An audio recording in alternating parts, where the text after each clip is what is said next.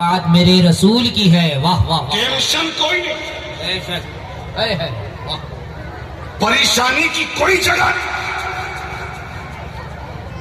میں مطمئن ہوں۔ اے ہے، واہ، کیوں؟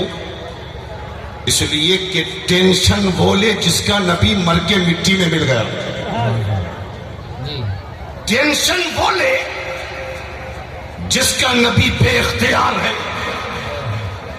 ٹینشن بولے جس کا نبی مجبور ہے، ٹینشن بولے جس کے نبی کی بات بارگاہ رب میں سنی نہیں جاتی۔ اے ہے، واہ واہ، لیکن ہمارا عقیدہ تو یہ ہے، میرا نبی مختار کائنات ہے، بے شک، واہ واہ واہ واہ، بہت زندہ باد، میرا نبی زندہ بے شک، اور زندہ ایسا کہ غلام مصطفیٰ پر گھر میں درود پڑھتا ہے، نبی گنبد خضرا میں سماعت کرتے ہیں۔ اے ہے، واہ، بہت عمدہ، نعرہ تکبیر، نعرہ رسالت، واہ واہ واہ، بہت عمدہ، ماشاءاللہ، اسی لیے میں مطمئن ہوں شفاعت میرے رسول رسول کی ہے، واہ، کیوں؟ رسول میرے ہیں، جنت میرے رسول رسول کی ہے، واہ واہ واہ واہ، رسول میرے ہیں، جنت میرے رسول کی ہے۔ اور بتا دو ان کو، بتا دو ان کو، واہ سمجھتے ہیں خود کو جو حاکم۔ واہ واہ، آج دعوے بہت ہو رہے ہیں، یہ زمین ہماری، یہ ملک ہمارا، یہ دھرتی ہماری، یہ علاقہ ہمارا، یہ ضلع ہمارا، یہ شہر ہمارا، دعوے بہت ہیں نا۔ نکال دو اس کو، نکال دو اس کو، نکال دو فلاں کو، ان کے نام پیغام سنا دو ان کو، سمجھتے ہیں خود کو جو حاکم۔ واہ، سنا دو ان کو، سمجھتے ہیں خود کو جو حاکم۔ واہ، زمین خدا کی، حکومت میرے رسول رسول کی ہے، واہ واہ واہ واہ واہ، زمین خدا کی، میرے حکومت رسول کی میرے ہے، رسول کی ہے۔ واہ، اتنا بڑا شعر میں اگر کہیں اور کہتا نا، اور اس ٹائم میں، تو مجمع کا ایک شخص بھی خاموش نہیں رہتا، لیکن اتنا بڑا شعر اور اتنی خاموشی سے آپ نے سن لیا۔ بلوانا ہم بھی جانتے ہیں، ہاں، اور پھر بولنے میں لگا کیا ہے؟ آپ بولیں گے تو نبی کی پاکی، اللہ کی پاکی بولیں گے، بے شک، اللہ کی کبریائی کا اعلان کریں گے۔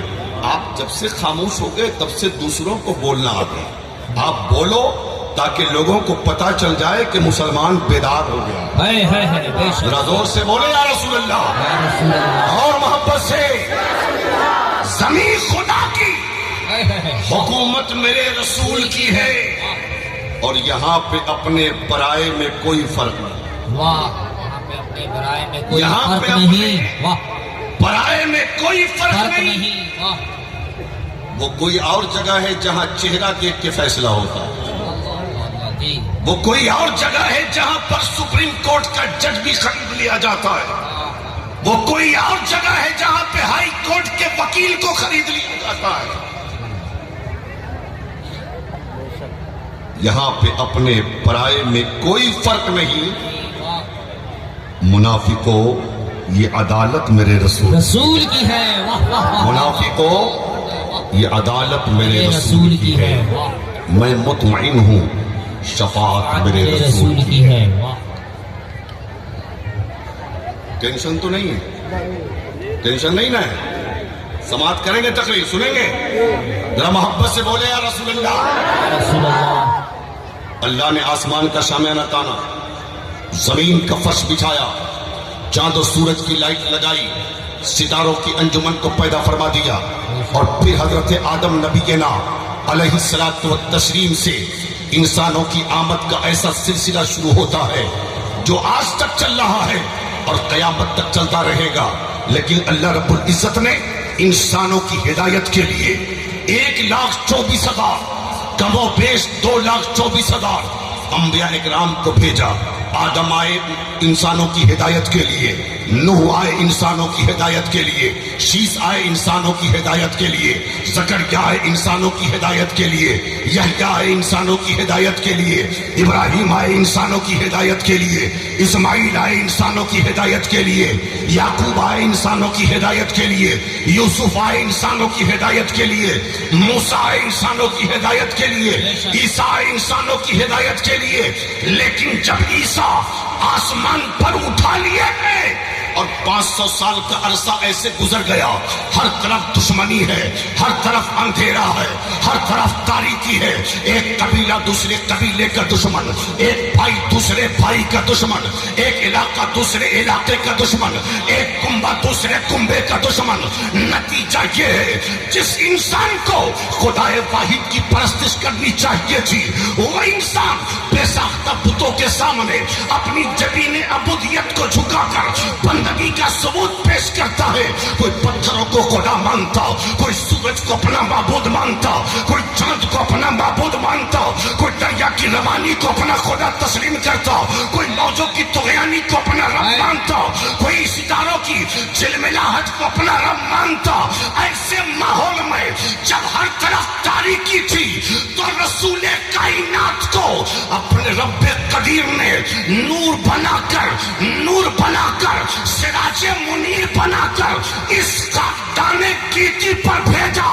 مصطفیٰ آئے روشنی آ گئی، مصطفیٰ آئے ہر طرف اجالا آ گیا، مصطفیٰ آئے محبت کی زنجیروں میں جکڑ دیا گیا، اخوت و محبت اور پیار اور بھائی چارگی آپس میں بانٹ دی گئی۔ ایسا انقلاب آیا، ایسا انقلاب آیا، ایسا انقلاب آیا جیسا انقلاب نہ پہلے آیا تھا نہ پھر کبھی آ سکتا ہے۔ اتنا بڑا انقلاب محمد رسول اللہ کی صورت میں 63 سالہ حیات ظاہری مصطفیٰ کی آقا کریم اسلام کی تبلیغ کر کے دنیا سے تشریف لے گئے۔ اس کے بعد ابو بکر کی صدالت نے اسلام کو سمجھایا، عمر کی عدالت نے اسلام کو سمجھایا، عثمان کی سخاوت نے اسلام کو سمجھایا، علی کی شجاعت نے اسلام کو سمجھایا، حسن کے صبر نے اسلام کو سمجھایا، حسین کی شہادت نے اسلام کو سمجھایا۔ ذرا اور قریب سے سمجھو، انبیاء کرام تشریف لائے، مثال کے طور پہ دین موسیٰ لے کر موسیٰ علیہ السلام تشریف لائے، لیکن موسیٰ علیہ السلام کے ہی زمانے میں کئی انبیاء کرام کو اس لیے بھیجا گیا تھا تاکہ وہ دین موسوی کی حفاظت کرے، دین موسوی کی ترویج و اشاعت کرے، دین موسوی کو تقویت پہنچائے۔ تو ایک دین کی حفاظت کے لیے درجنوں انبیاء کرام کو بھیج دیا گیا۔ ایسے ہی دین عیسیٰ علیہ السلام کے زمانے میں کئی نبیوں کو بھیجا گیا تاکہ عیسیٰ علیہ السلام کے دین کی حمایت کی جائے، اس کی ترویج و اشاعت کی جائے۔ لیکن مصطفیٰ آئے، نبوت کا دروازہ بند، مصطفیٰ آئے، رسالت کا دروازہ بند۔ اب کوئی نبی نہ آئے گا، اب کوئی رسول نہ آئے گا۔ ہم نے مصطفیٰ جان رحمت کی بارگاہ میں عرض کی، میرے آقا موسیٰ آئے، اکیلے آئے تھے دین موسیٰ لے کر، لیکن ان کے دین کی حمایت کے لیے درجنوں نبی بھیج دیے گئے۔ عیسیٰ آئے تھے تنہا اپنا دین لے کر، لیکن ان کے دین کی حمایت کے لیے درجنوں انبیاء بھیج دیے گئے۔ لیکن یا رسول اللہ، آپ کے اوپر نبوت کا دروازہ بند ہو گیا ہے، رسالت کے دروازے کو تالا لگا دیا گیا۔ اب کوئی نبی نہ آئے گا، اب کوئی رسول نہ آئے گا۔ یا رسول اللہ، موسیٰ کا دین ایک متعین مدت کے لیے تھا، جس دین کی حفاظت کے لیے کئی نبی آئے۔ عیسیٰ کا دین ایک متعین مدت کے لیے تھا، جس دین کی حفاظت کے لیے کئی نبی آئے۔ لیکن آقا جس دین کو آپ لے کر آئے، وہ دین آج سے لے کر قیامت تک رہے گا۔ پھر کوئی دوسرا دین نہیں آئے گا، پھر کوئی دوسری شریعت نہیں آئے گی، پھر کوئی دوسری کتاب نہیں آئے گی، پھر کوئی دوسرا قانون نہیں آئے گا۔ یا رسول اللہ، آپ کے دین کی حفاظت کون کرے گا؟ آپ کے دین کو کون سمجھائے گا؟ آپ کے دین کو آگے کون بڑھائے گا؟ مصطفیٰ جان رحمت کی جالیوں سے آواز آ رہی ہے، اے میرے غلاموں، گھبرانا مت۔ میرے رب نے میری امت میں کچھ ایسے علماء کو بھیج دیا، کچھ میرے نائب کو بھیج دیا جو عالم دین ہے، جو میرے وارث ہیں، جو میرے نائب ہیں، علماء امتی کانبیاء بنی اسرائیل، میری امت کے علماء بنی اسرائیل کی طرح مرتبہ میں نہیں، مقام میں نہیں، رتبے میں نہیں، بلکہ جو کام بنی اسرائیل کے علماء انبیاء نے کیا وہی کام میری امت کے علماء کریں گے۔ پتہ یہ چلا آج دین سمجھانے کے لیے علماء سامنے ہیں، اسی لیے تو کبھی دین سمجھانے کے لیے ابو بکر سامنے آئے، کبھی عمر سامنے آئے، کبھی عثمان سامنے آئے، کبھی علی سامنے آئے، کبھی امام اعظم سامنے آئے، کبھی غوث اعظم سامنے آئے، کبھی غریب نواز سامنے آئے، کبھی مخدوم کی چوچا سامنے آئے، کبھی مخدوم بہاری سامنے آئے، کبھی سرکار محبہ سامنے آئے، کبھی امام احمد رضا سامنے آئے، کبھی حجت الاسلام سامنے آئے، کبھی حضور مفتی اعظم ہند سامنے آئے، کبھی تاج الشریعہ سامنے آئے، کبھی شیر بہار سامنے آئے۔ یہ مصطفیٰ کے نائب ہے، یہ نبی کے وارث ہے۔ حضرات گرامی، یہ نبی کے وارث، یہ مصطفیٰ کے نائب، لیکن آج لوگ مولوی کو کچھ سمجھتے نہیں۔ عالم کی حقیقت کیا ہے؟ یہ مولوی، یہ 5,000 کمانے والا، یہ 7,000 تنخواہ لینے والا، اس کے پیر میں چپل نہیں، یہ پھٹے پرانے کپڑے پہننے والا، یہ جھوپڑیوں میں رہنے والا، یہ مسجد میں نماز پڑھانے والا، یہ مدرسے میں قرآن پڑھانے والا، اس کی اوقات کیا ہے؟ آج لوگ سب نہیں، لیکن آج کے ماحول میں علماء کو بہت نیچی نظر سے دیکھتے، اور اتنی نیچی نظر سے دیکھتے ہیں۔ اب تو حالات اتنے بگڑتے جا رہے ہیں کہ کوئی امیر آدمی اپنی بیٹی کی شادی مولوی سے نہیں کرنا چاہتا، حافظ قرآن سے نہیں کرنا چاہتا، مسجد کے امام سے نہیں کرنا چاہتا۔ منبر شریف پر میں جھوٹ نہیں بولتا، بے شمار واقعات میرے سامنے ہیں۔ اگر پتا چلا لڑکا عالم ہے، کسی مدرسے میں پڑھاتا ہے، کسی مسجد میں امامت کرتا ہے، تو سیدھے یا تو باپ انکار کرے گا، ماں انکار کرے گی، اور کئی جگہ تو ایسا دیکھا گیا ہے جس لڑکی کی شادی ہونے والی ہے وہ لڑکی بھی انکار کر دیتی ہے۔ ہمیں مولوی سے شادی نہیں کرنی، ہمیں حافظ قرآن سے شادی نہیں کرنی، ہمیں مسجد کے امام سے شادی نہیں کرنی، مدرسہ کے مدرس سے شادی نہیں کرنی۔ وجہ کیا ہے؟ بیٹی والا بھی سمجھتا ہے اور بیٹی بھی سمجھتی ہے یہ کماتا کتنا ہے، 5,000 8,000 10,000 کماتا ہے۔ آج کے ماحول میں یہ میری بیٹی کی ضرورتوں کو کیسے پوری فرمائے گا، میری بیٹی کے ارمان کو کیسے پوری کر پائے گا؟ میری قوم کے لوگوں یہ تو بتاؤ، تم نے جس کو اتنا ذلیل سمجھا، جس کو اتنا حقیر سمجھا، جس کو تم بیٹی تک دینے کے لیے تیار نہیں، یہ تو حقارت کی وجہ سے نا، یہ تو ذلت کی وجہ سے نا، یہ تو کمتر سمجھنے کی وجہ سے نا، لیکن وہ بیٹیاں بڑی خوش نصیب ہے جو کسی عالم کے نکاح۔ سمجھ رہے ہو؟ تھا ایک، یہ تو آرام سے موبائل میں لگے، اسٹیج چلتا ہے نقیب سے، ہاں لیکن آج نقیب لوگ ہی ہو گئے پیر صاحب، آج نقیب لوگ ہو گئے پیر صاحب۔ اب نقیبوں کو ہم نے دیکھا ہے کہ الگ سے نعرہ لگانے کے لیے اسٹیپنی یہ لوگ بھی رکھنے لگے ہیں، سمجھ رہے ہیں نا؟ سمجھ رہے ہیں؟ تو اسٹیج چلتا ہے نقیب سے، کیونکہ انجن ہے وہ، سمجھ رہے ہیں نا؟ بہرحال آپ سن رہے ہیں، گھبرا تو نہیں رہے، آپ خاموشی سے سن لیجئے، وہ ٹھیک ہے لیکن سنیے۔ حقیر سمجھنے والا تھا ایک بدوا، مسجد کے امام کو حقیر سمجھتا تھا، مدرسے کے مولوی کو حقیر سمجھتا تھا، چراتا تھا بھینس، حضرت چراتا تھا بھینس، صدر جلسہ چراتا تھا بھینس۔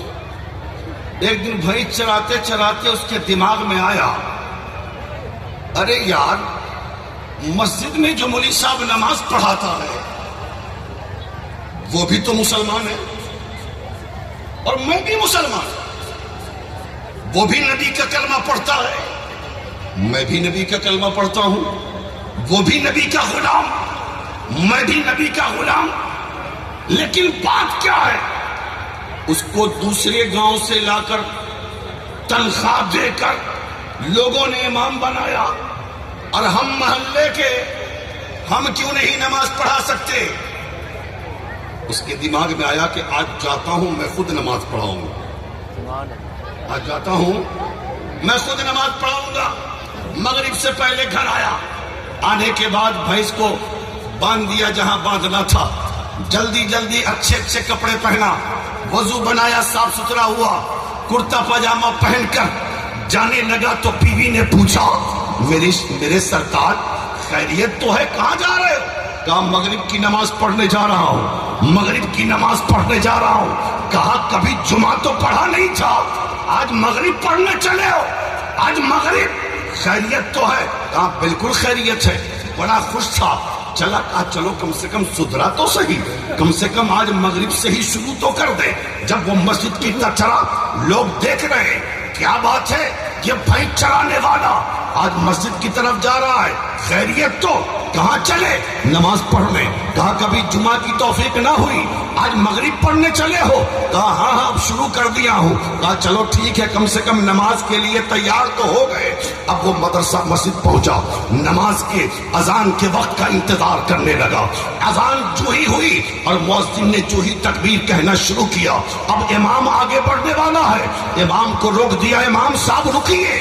اب یہ بھینس چرانے والا مصلی امامت پہ چڑھ گیا، جو ہی چڑھا نمازی پریشان ہو گئے، اس لیے کہ اسی بستی کا تھا ہونا، وہ جانتے تھے کہ یہ تو بھینس چراتا ہے، یہ جاہل ہے، یہ مقتدا کیسے بنے گا، یہ امام کیسے بنے گا، یہ پیشوا کیسے بنے گا، یہ کیسے نماز پڑھانے کے لیے تیار ہو گیا۔ لوگوں نے کہا نکل باہر، مسجد سے باہر نکل، مصلی چھوڑ۔ کہا کیوں؟ ہم نماز پڑھائیں گے۔ کہا تیرے پیچھے کون نماز پڑھے گا؟ جب وہ نکلنے کو تیار نہ ہوا، لوگوں نے اس کا دامن پکڑا، اس کا گریبان پکڑا، اس کا کالر پکڑا، اور پکڑنے کے بعد اسے مصلی سے باہر گھسیٹ دیا، اور گھسیٹنے کے بعد نماز مکمل ہوئی۔ مکمل ہونے کے بعد اس بھینس چرانے والے نے کہا کیوں مجھے مصلی امامت سے تم لوگوں نے ہٹایا، میں کیوں نہیں امام بن سکتا؟ تو لوگوں نے کہا تجھے پتا ہے امام بننے کے لیے کن چیزوں کی ضرورت پڑتی ہے، امام بننے کے لیے کیا چاہیے؟ کہا نہیں پتا ہے، بتا دو۔ لوگوں نے کہا سن، جب ایک شخص ماں کی محبت کو چھوڑتا ہے، باپ کی شفقت کو چھوڑتا ہے، بھائی کا پیار چھوڑتا ہے، بہن کی محبت چھوڑتا ہے، اپنا وطن چھوڑتا، اپنا گھر چھوڑتا، اور سفر کر کے مدرسہ جاتا ہے، مدرسے میں داخلہ لیتا ہے، داخلہ لینے کے بعد مدرسے کی ٹوٹی چٹائی پر بیٹھ کر رب کا قرآن پڑھتا ہے اور مصطفیٰ کی حدیث پڑھتا ہے، اور نعمت رسالت کا تاج جب اس کے سر پہ باندھ دیا جاتا ہے تو وہ قوم کا مقتدا بنتا ہے، وہ قوم کا رہبر بنتا ہے، وہ ہمارا پیشوا اور امام بنتا ہے۔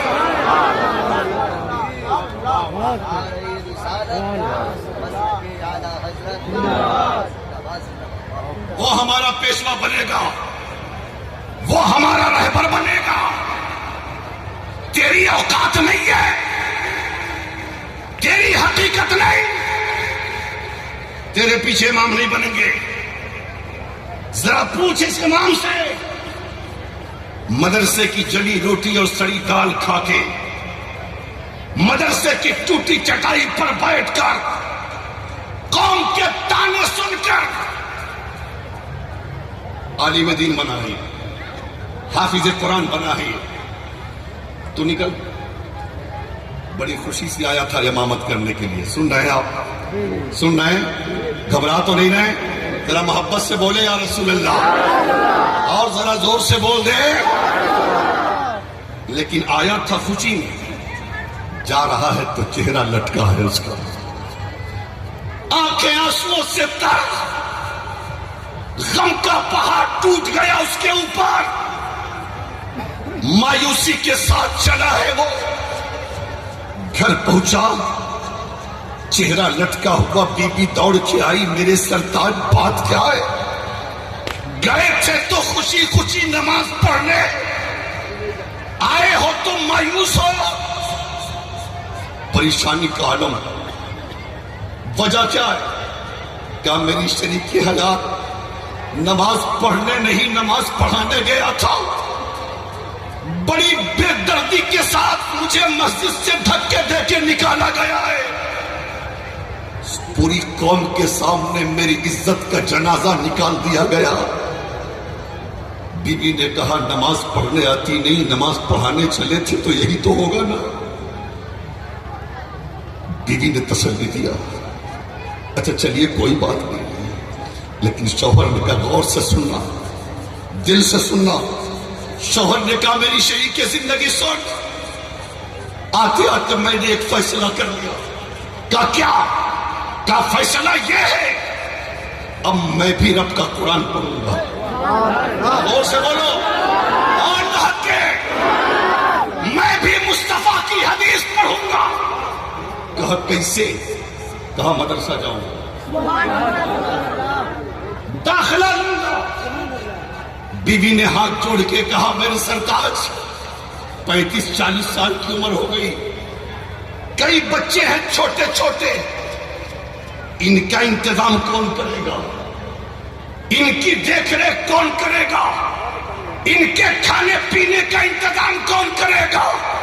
شوہر نے کہا میری شریک زندگی میرا رب ان کا انتظام کرے گا. جس نے پیدا کیا ہے وہ انہیں کھلائے گا, جس نے پیدا کیا ہے وہ انہیں پلائے گا. میری بیوی صبر کر, جس رب نے ہاجرہ کو جزیل میدان میں کھانا دیا وہی رب میرے بچے کو بھی کھانا کھلائے گا. اتنے بڑے مجمع میں کوئی نعرہ لگانے والا بھی نہیں, نہ اناؤنسر صاحب نعرہ لگانے والے ہیں, نہ مجمع میں نعرہ کوئی لگانے والا. اللہ خیر کرے. خیر یہ میرے عزیز ہیں, اللہ سلامت رکھے. ذرا زور سے بولے یا رسول اللہ, اور محبت سے بول دیں. چونکہ غریب تھا نا, بیوی سے کہا کہ تھوڑا سا جو بھی میرا سامان ہے نا, کپڑا وپڑا ہے, میں مجھ کو لپیٹ دو میرا انتظام کرو. اس نے کام کر لیا, انتظام کر دیا. اور انتظام کرنے کے بعد صبح ہوئی. جب صبح ہوئی تو وہ رخت سفر باندھا ہے مدرسے کے لیے. اللہ نظر زور سے بولے. کہاں کے لیے؟ مدرسے کے لیے. مدرسہ جاؤں گا, پڑھوں گا. پہنچا مدرسہ, ایڈمیشن لیا, داخلہ لیا, اور داخلہ لینے کے بعد اس نے پڑھنا شروع کیا. چونکہ شروع سے پڑھائی ہوتی ہے نا قاعدہ بغدادی سے, تو ظاہر بات ہے کہ وقت تو لگے گا نا. اور مدرسے کا اصول ہے, بچے تو بچے ہوتے ہیں نا, وہ جب دیکھا کہ ایک 35-40 سال کا آدمی الف بے تے سے پڑھنے لگا ہے اور ہم لوگ اونچی اونچی کتابیں پڑھ رہے ہیں اور حفظ پڑھ رہے ہیں, تو لڑکوں نے مذاق بھی اڑایا. یہ فطری چیز ہے کہ جب کوئی بڑے آدمی کو چھوٹی کتاب پڑھتا دیکھتا ہے تو چھوٹے بچے ہنستے ہیں, ارے بڈھا ہو گیا اب پڑھنے آیا ہے, اتنی عمر ہو گئی اب پڑھنے آیا ہے. اس کا بھی مذاق اڑایا گیا تھا, اس کو بھی تانے سننے پڑے تھے. لیکن 1000 آندیاں چلی ہے, کوئی فکر نہیں, لوگ تانے دے رہے ہیں, وہ سنتا رہا. مصطفیٰ کی حدیث پڑھتا رہا, وہ سنتا رہا, رب کا قرآن پڑھتا رہا. 1 سال پڑھا, 2 سال پڑھا, 3 سال پڑھا, 4 سال پڑھا, مسلسل 10 سال ہو گئے. اور 10 سال پڑھنے کے بعد آیا تھا جاہل بن کے. 10 سال پڑھنے کے بعد اب نیابت رسالت کا تاج اس کے سر پہ باندھا جانا ہے. آج دستار ہو رہی ہے, دستار ہونے والی ہے. سبحان اللہ. 10 سال کے بعد دستار ہونے والی ہے. دستار ہوئی, کل اس کو گھر جانا ہے. دستار ہو گئی, سند دے دی گئی, سرٹیفکیٹ مل گیا, اب نائب رسول بن گیا. آیا تھا جاہل بن کے, جا رہا ہے عالم بن کے.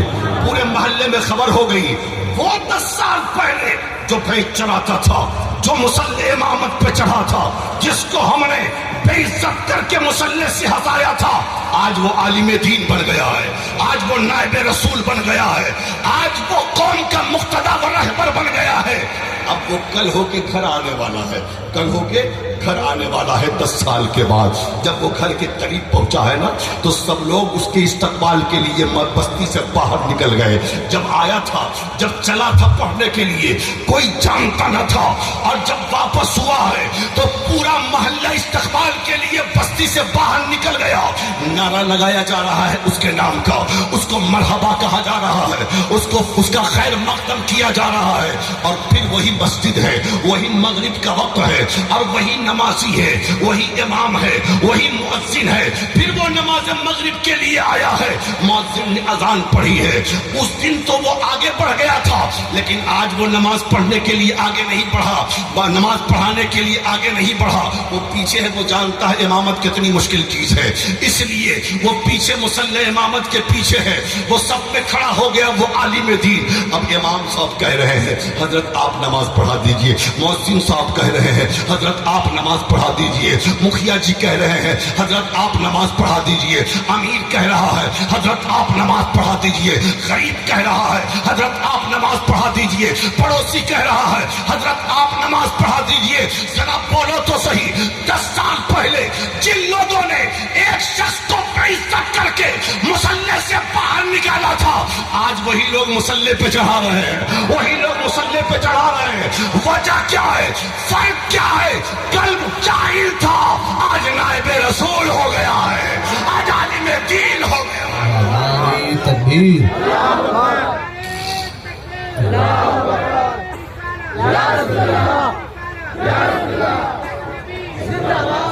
بہت عمدہ، بہت عمدہ، ہائے ہائے۔ لیکن آج لوگ بڑی آسانی کے ساتھ کہہ دیتے ہیں کہ مدرسہ دیتا کیا ہے یا مدرسہ نے دیا کیا ہے۔ میں پوچھتا ہوں آپ سے کہنا چاہتا ہوں کہ بتاؤ مدرسے نے کیا نہیں دیا؟ آپ کہتے ہو مدرسہ دیا کیا ہے، ہم کہتے ہیں مدرسے نے کیا دیا ہے؟ سب کچھ دیا ہے مدرسے نے۔ ہاں، مدرسہ دیتا کیا ہے؟ مدرسہ پیشوا دیتا ہے، مدرسہ رہبر دیتا ہے، مدرسہ رہنما دیتا ہے، مدرسہ مفکر دیتا ہے، مدرسہ مدبر دیتا ہے، مدرسہ فقی دیتا ہے، مدرسہ مفتی دیتا ہے، مدرسہ مفکر دیتا ہے، مدرسہ حافظ قرآن دیتا ہے، مدرسہ عالم دین دیتا ہے، مدرسہ قوم کا رہبر دیتا ہے، مدرسہ قوم کا پیشوا دیتا ہے، مدرسہ قوم کا مقتدا دیتا ہے۔ ارے سنو، جب مدرسہ دینے پہ آ جاتا ہے تو مدرسہ کبھی عبد القادر کی صورت میں غوث اعظم دیتا ہے، مدرسہ کبھی معین الدین کی صورت میں غریب نواز دیتا ہے، مدرسہ کبھی مخدوم اشرف کی صورت میں مخدوم اشرف جہانگیر سمنانی دیتا ہے۔ مدرسہ دینے پہ آتا ہے تو کبھی مخدوم بہاری دیتا ہے، مدرسہ دینے پہ آتا ہے تو کبھی امام احمد رضا دیتا ہے، مدرسہ دینے پہ آتا ہے تو کبھی حجت الاسلام دیتا ہے، مدرسہ دینے پہ آتا ہے تو کبھی مفتی اعظم ہند دیتا ہے، مدرسہ دینے پہ آتا ہے تو کبھی مفسر اعظم ہند دیتا ہے، مدرسہ دینے پہ آتا ہے تو کبھی حافظ ملت دیتا ہے، مدرسہ دینے پہ آتا ہے تو کبھی مجاہد ملت دیتا ہے، مدرسہ دینے پہ آتا ہے تو کبھی برہان ملت دیتا ہے، مدرسہ دینے پہ آتا ہے تو کبھی شیر بیش اہل سنت دیتا ہے، مدرسہ دینے پہ آتا ہے تو کبھی تاج الشریعہ دیتا ہے، اور مدرسہ دینے پہ آتا ہے تو حضور شیر بہار دیتا ہے۔ نعرہ تکبیر، نعرہ رسالت، مسلک اعلیٰ حضرت مبارک حسین مبارک گریڈی جھارکھنڈ، حضرت عثمان رہبر سیتا ماڑھی، زندہ باد زندہ باد۔ یہ مدرسہ دیتا ہے۔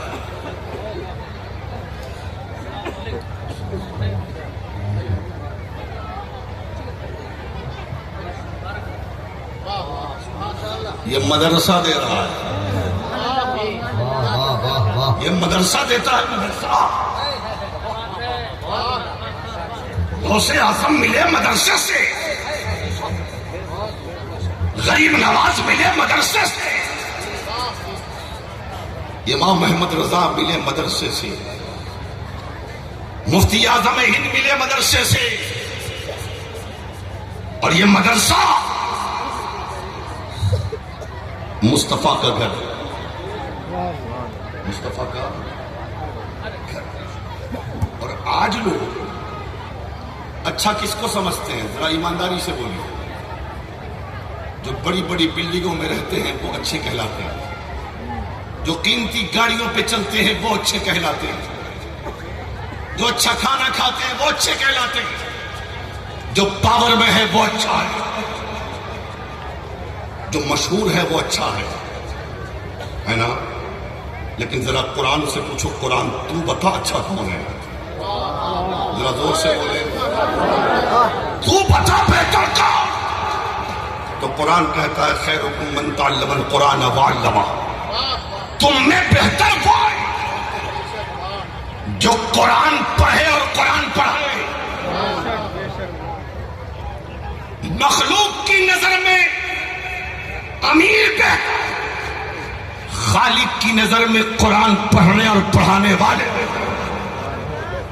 इसीलिए आका फरमाते हैं कि अल्लाह फरमाता है फरिश्तों से, फरिश्तों गौर से सुनना, फरिश्तों कुछ दुनिया में मेरे कुछ ऐसे बंदे हैं जो आबादियों में रहते हैं,